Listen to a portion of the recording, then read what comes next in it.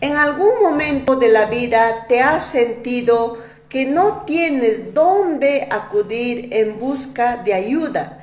El ser humano, cuando quiere una ayuda, un consejo o una sanidad, en primer lugar lo que acude es a la persona que tal vez confía o que tal vez piensa que le va a ayudar. Y uno de ellos es el doctor. Sí, está bien que tú acudas al doctor, pero en primer lugar la palabra nos enseña que debemos acudir, buscar la guianza de Dios. Entonces el ser humano va al doctor, el doctor le dice que no hay nada, que está bien. Luego sigue enfermo, acude al curandero.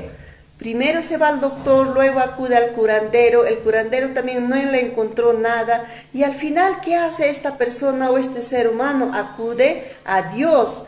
Entonces esto nos enseña a cada uno de los seres humanos, ponemos en último lugar a Dios, pero la palabra nos enseña en el libro de Salmos. Salmos capítulo 121 versículo 2 nos dice la palabra de Dios: mi socorro viene de Jehová, quien hizo los cielos y la tierra. Confiemos en Dios.